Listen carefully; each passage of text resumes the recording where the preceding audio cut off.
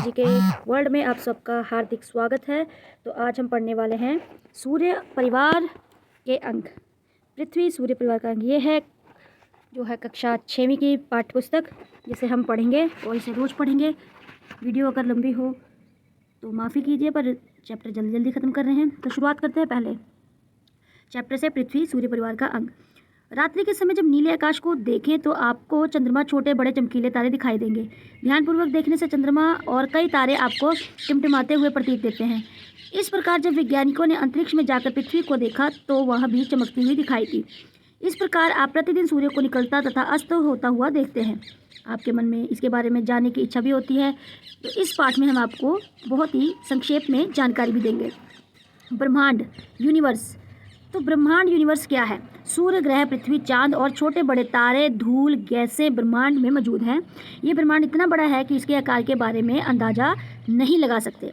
अब अगर एक मैप के ज़रिए देखा जाए तो ब्रह्मांड है, फिर गैलेक्सी को आकाशगंगा जिसे बोलते हैं, फिर सूर्य परिवार है, और उसके बाद में आता है ग्रह और उपग्रह, छोटा ग्रह, पूछल तारे जिसे धूमकेतु केतु बोलते हैं, उल्का और उल्का पिंड। आकाश में उपस्थित ऊपर लिखे सूर्य, ग्रह, चांद, छोटे बड़े अनगिनत चमकते तारे आदि को खगोलीय पिंड कहा जाता है। अब खगोल, ये इंपॉर्टेंट नोट्स है जिसे मैं पढ़ूंगी।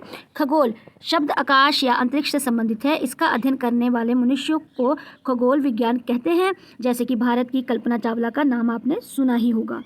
आप सोचते होंगे कि सभी खगोलीय पिंड अपनी रोशनी से चमकते हैं। ऐसा नहीं है, कुछ पिंड दूसरे तारों की चमक से भी चमकते हैं। सूर्य धरती के सबसे निकट का तारा है, इसीलिए ये आकार में सबसे बड़ा दिखाई देता है। अंतरिक्ष से धरती पर देखो तो ये चमकती दिखाई देती है। इसीलिए हम विज्ञान की भाषा में ये कह सकते हैं, जो खगोलीय या आकाशीय पिंड अपने प्रकाश के कारण चमकते हैं उनको तारे कहा जाता है। रात्रि के समय तारे से भरे आकाश को देखने पर आपको तारों का एक समूह के रूप में कई आकृतियाँ भी दिखाई देती हैं। अर्थात कभी मनुष्य की आकृति, कभी पशुओं की आकृति, कभी तारा समूह दिखाई देता है। इनको नक्षत्र मंडल कहते हैं, जिनमें से सप्तऋषि तारा मंडल पुराने समय से प्रचलित है। ये 7 तारों का समूह होता है जो कि प्रश्न चिन्ह की आकृति पर दिखाई देता है।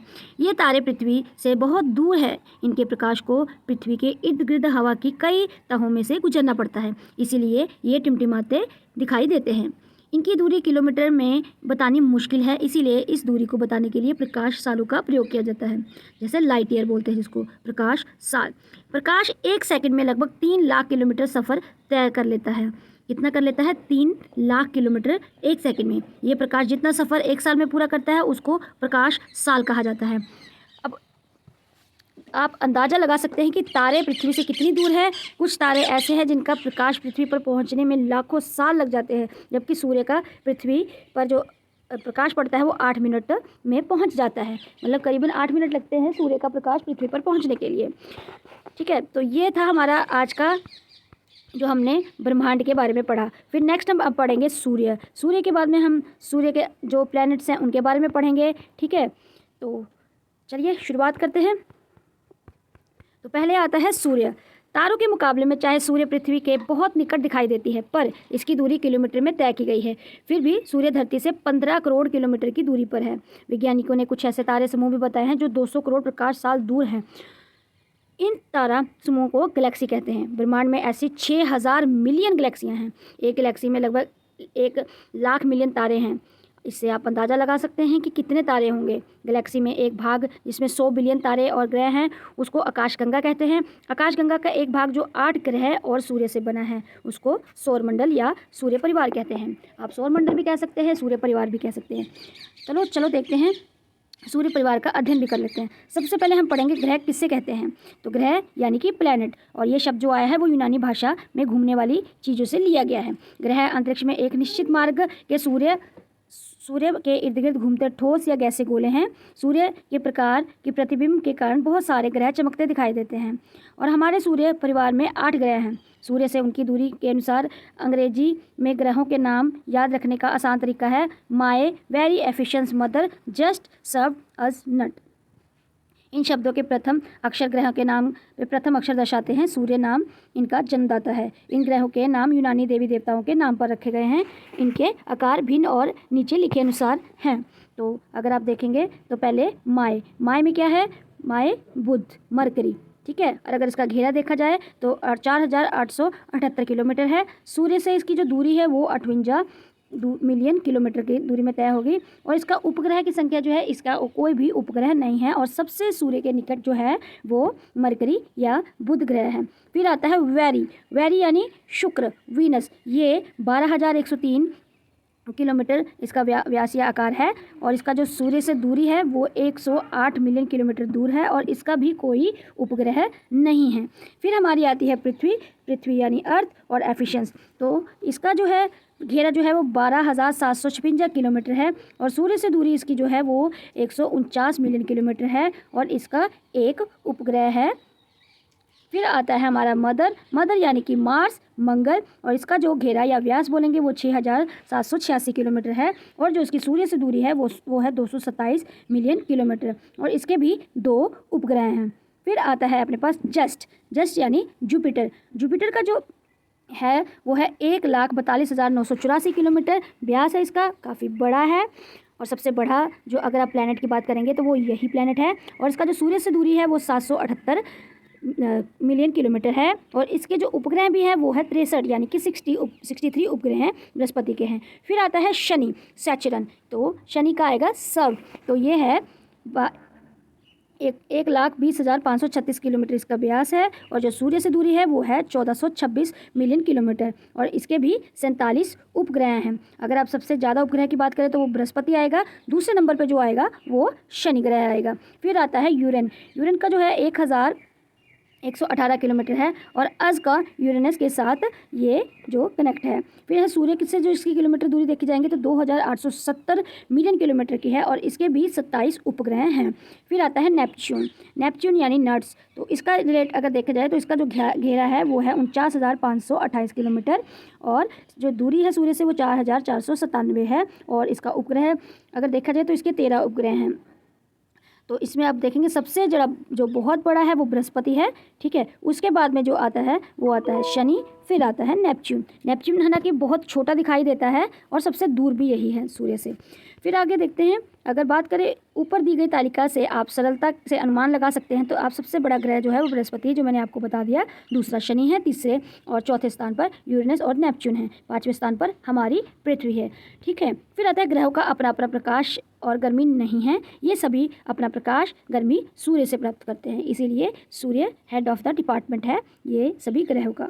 सूर्य बहुत बड़ा है और गर्म भी है, परंतु इसकी अधिक गर्मी पृथ्वी से बहुत अधिक दूर होने के कारण अनुभव नहीं होती। पृथ्वी सूर्य से लगभग 150 मिलियन 15 करोड़ किलोमीटर दूर है। 1 मिलियन में 10 लाख होते हैं। तो सोचिए ये 150 मिलियन 15 करोड़ किलोमीटर दूर है। आप सोचते होंगे कि सूर्य कहाँ से आया। वैज्ञानिकों का विश्वास है कि सूर्य घूमते गैसीय बादलों से बना है। बाकी सारे ग्रह भी इसी गैसीय बादल से ही बने हैं। गुरुत्वाकर्षण शक्ति के कारण इनका सबका अस्तित्व हुआ होगा। कई मिलियन सालों से ये धूल और गैस और गोले सूर्य के इर्द गिर्द घूम रहे हैं। सूर्य अधिक भारी और बड़ा होने के कारण इन सभी ग्रहों की हिलजुल को कंट्रोल करता है। इस शक्ति को गुरुत्वाकर्षण शक्ति कहते हैं। आपने कभी लट्टू को घूमते देखा है? इसी प्रकार के सभी आकाश में घूमते हैं। इनका अपना अपना रास्ता है और ग्रहपथ, जिसे हम ग्रहपथ कहते हैं, इनकी अपनी गति है, जिस कारण सभी ग्रह अपने सूर्य के चारों ओर चक्कर पूरा करने के लिए अलग अलग समय लेता है। सूर्य परिवार के चित्र में सूर्य और ग्रहों को देखो कि कैसे सभी ग्रह अपने ग्रह पथ पर एक ही दिशा में पश्चिम से पूरब घूमता है, सूर्य की परिक्रमा करता है। सभी ग्रह सूर्य के इर्द गिर्द परिक्रमा पूरी करने के लिए अलग अलग समय लेते हैं। जैसे कि पृथ्वी को सूर्य के इर्द गिर्द परिक्रमा करने के लिए 365 1/4 दिन लगता है। बुध सूर्य के सबसे निकट ग्रह है, जो कि परिक्रमा में 88 दिनों में पूरी करता है। पहले लोग पृथ्वी को सूर्य परिवार का केंद्र मानते थे और उनका विचार था कि सूर्य पृथ्वी के इर्द गिर्द परिक्रमा करता है। कोपरनिकस तथा गैलीलियो जैसे वैज्ञानिकों ने इस विचार को खंडन किया और बताया कि सूर्य केंद्र है और पृथ्वी तथा अन्य ग्रह इसके इर्द गिर्द घूमती हैं। फिर आता है उपग्रह यानी कि सैटेलाइट। तो उपग्रह वह खगोलीय पिंड है जो ग्रहों के इर्द गिर्द घूमते हैं, जैसे कि चांद पृथ्वी का उपग्रह है। तो अभी हमने पढ़ा भी था कि हमारा उपग्रह कौन है पृथ्वी का, तो वो चंद्रमा ही हमारा उपग्रह है। इसी प्रकार सूर्यमंडल में चांद सहित सैकड़ों उपग्रह हैं। दी गई तालिका 1.1 में आप देख सकते हैं, ये है उपग्रह यहाँ पे। इसके आसपास बहुत ही उपग्रह आपको दिखेंगे, पिक्चर बहुत छोटी है। फिर अगर हम देखें तो इसी प्रकार सूर्यमंडल में चांद सहित सैकड़ों उपग्रह हैं। आपको पता लगेगा कि बुध और शुक्र का उपग्रह कोई नहीं है। बुध और शुक्र का कोई उपग्रह नहीं है। और ये उपग्रह और अपने ग्रहों के इर्द गिर्द घूमते हुए सूर्य की परिक्रमा भी करते हैं। आर्यभट्ट प्रथम भारतीय उपग्रह तथा जो 1975 में अंतरिक्ष में छोड़ा गया था। हमारा प्रथम जो उपग्रह था वो था आर्यभट्ट, जो कि 1975 में अंतरिक्ष में छोड़ा गया था। अगला पढ़ते हैं टॉपिक चांद। चांद यानी कि मून। चांद पृथ्वी का उपग्रह है। ये पृथ्वी के बहुत निकट होने के कारण पृथ्वी के गुरुत्वाकर्षण का कारण पृथ्वी के इर्द गिर्द और अपनी धुरी के इर्द गिर्द भी घूमता है। ये पृथ्वी की परिक्रमा के साथ साथ अपने धुरे के इर्द गिर्द के एक ही समय में 27 दिन का 7 घंटे पूरी करता है। चांद पृथ्वी के लगभग 3,84,400 किलोमीटर दूर है और बहुत छोटा भी दिखाई देता है। किसी को भी इसका अस्तित्व के बारे में पक्का पता नहीं है। पहले लोग ये मानते थे कि पृथ्वी का ही भाग है। जब खगोलिक वैज्ञानिकों ने चांद पर पहुंचकर इसकी मिट्टी के नमूने लाए तो पृथ्वी के साथ बिल्कुल नहीं मिलते थे। इस तरह ये गलत सिद्ध हुआ, इसीलिए चांद पृथ्वी का भाग नहीं है। शायद पृथ्वी और चांद एक ही समय अस्तित्व में आए होंगे। अपोलो प्रोजेक्ट अधीन हुई आकाशीय यात्रा के कारण हम बाकी अन्य खगोलीय पिंडों की अपेक्षा चांद के बारे में अधिक जान गए हैं। नील आर्मस्ट्रॉन्ग और एडविन एल्ड्रिन ने चांद की सतह पर पैर रखे। उनको वह पर ऊंचे पर्वत और घाटियां दिखाई दी। भारतीय खगोल व शोध एजेंसी इसरो ने 23 अगस्त 2023 को चंद्रयान 3 के अंतर्गत अपना अंतरिक्ष विमान विक्रम लैंडर चांद पर उतार कर भारत को चांद पर पहुंचने वाला विश्व का चौथा देश बना लिया। डेट याद रखिए, 23 अगस्त 2023 को चंद्रयान कौन था? तीसरा। और किस एजेंसी द्वारा शुरू किया? इसरो द्वारा। ठीक है। और लैंडर का नाम था विक्रम लैंडर। हमारी पृथ्वी की तरह चांद का अपना प्रकाश नहीं है। ये सूर्य का प्रतिबिंब प्रकाश है जो हमें चांद चमकता दिखाई देता है। जैसे चांद पृथ्वी के इर्द गिर्द घूमता है, इसी प्रकार सूर्य संबंधी स्थिति प्रतिदिन बदलती रहती है। चंद्रमा ने बड़ा छोटा ना छोटा इसको सूर्य के सामने स्थित इसको छोटा या बड़ा दिखलाती है। जब चांद की दूरस्थ भाग भी सूर्य के सामने होता है वह भी चमकता होता है, हमें चांद दिखाई नहीं देता। इस स्थिति में इसे अमावास कहते हैं। धीरे धीरे ये चंद्रमा द्रांति के आकार की ओर बढ़ता है और पूरा होता है तो इसे पूर्णिमा कहते हैं। चंद्रमा की ये पूर्णावस्था 29 दिन और 12 घंटे की होती है। अब आप पिक्चर में देख ही लीजिए। पहली इसकी जो अवस्था है वो अमावास है। जैसे कि मैंने आपको बताया कि जब चांद की दूरस्थ नहीं देता, इस स्थिति में उसे अमावस कहते हैं। सूर्य के सामने होता है वह भी चमकता तो होता है, पर तब चंद्रमा दिखाई नहीं देता। इसके स्थिति को हम बोलते हैं अमावास, जब सूर्य इनके आगे आ जाता है। फिर धीरे धीरे जब ये चंद्रमा घूम रहा होता है तो जब ये पूरा सूरज इसके सामने से हट जाता है तो वो पूर्णिमा काउंट होता है और इसका पूर्ण अवस्था जो है 29 दिन 12 घंटे की होती है। फिर आता है पूंछल तारे तथा उल्कापिंड, कॉमेट्स बोलते हैं जिसको। ये देख लीजिए पिक्चर में पूंछल तारा। पूंछल तारे बहुत अद्भुत आकाशीय पिंड है। ये ग्रहों में भिन्न है। इनके पीछे प्रकाश की एक लंबी पूंछ होती है, इसी कारण से पूंछल तारा कहते हैं। नेबुलाई तत्व, गैसों, धूल, मिट्टी आदि के समूह होते हैं। ये तारे के समान दिखाई देते हैं, कभी कभी अचानक ही दिखाई देते हैं सूर्य के इर्द गिर्द घूमते हुए। कभी तो ये सूर्य के बहुत निकट आ जाते हैं और कभी बहुत दूर होते हैं। इसका पथ लंबा और सिकुड़ घुंडीनुमा मुड़ा हुआ वक्र है। हेले का पूंछल तारा इंग्लैंड के तारा वैज्ञानिक एडमंड हेले के नाम पर पड़ा। यह तारा 75-76 वर्षों के बाद दिखाई देता है। आखिरी बार यह तारा 1986 में दिखाई दिया था। छोटे ग्रह, एस्ट्रॉयड। ग्रहों के अंतरिक्ष ब्रह्मांड में कई छोटे ग्रह भी हैं जो सूर्य के इर्द गिर्द परिक्रमा करते हैं। फिर आता है हमारे पास अगला उल्कापिंड। उल्कापिंड और उल्का, मेट्रोस और मेट्रोइड्स। अपने आकाश में कई बार टूटते हुए तारों को देखा होगा। वास्तव में ये तारे नहीं होते, सूर्यमंडल के छोटे छोटे पदार्थ बिखरे हुए होते हैं। परिक्रमा करते समय पृथ्वी जब ऐसे पदार्थ के निकट आ जाती है तब पदार्थ बड़ी तीव्र गति से पृथ्वी के वायुमंडल में प्रवेश हो जाते हैं। हवा के साथ रगड़ने से उसे आग लग जाती है। उसके पीछे प्रकाश की एक लकीर बन जाती है। उसे उल्कापिंड उसे उल्का कहते हैं। तो आप पिक्चर भी देख लीजिए, उल्का या उल्कापिंड की। उल्कापिंड वह उल्का जो पूरे जलते नहीं हैं, पृथ्वी पर ठोस रूप से गर्म गोले के रूप में गिर जाते हैं, उसको उल्कापिंड कहते हैं। इसके कारण पृथ्वी पर बहुत बड़े गड्ढे बन जाते हैं, जैसे अमेरिका का मारुस्थलीय भाग एरिज़ोना का गड्ढा क्रेटर उल्कापिंड के गिरने से कारण ही वह बना हुआ है। आगे आते हैं हम पृथ्वी, आकृति और आकार। The earth is shape and size. पृथ्वी जिस पर हम रह रहे हैं वो बहुत बड़ी है। वास्तव में हम इसका कुछ भाग देख सकते हैं। वैज्ञानिकों ने आकाश के अंतरिक्ष में काफ़ी ऊंचाई पर जाकर ये चित्र खींचा है। तो आप पृथ्वी को देख सकते हैं। ऊपर दिए गए चित्र में पृथ्वी चपटी ना होकर गोल दिखाई देती है। पृथ्वी सूर्य के इर्द गिर्द घूमती है और चांद पृथ्वी के इर्द गिर्द घूमता है। घूमते हुए एक समय ऐसा होता है जब पृथ्वी सूर्य और चांद के बीच आ जाती है। हमारी पृथ्वी की चंद्रमा की परछाई पड़ती है और चंद्रमा का कुछ हिस्सा या सारा ही चंद्रमा हमें नजर आने नहीं आता।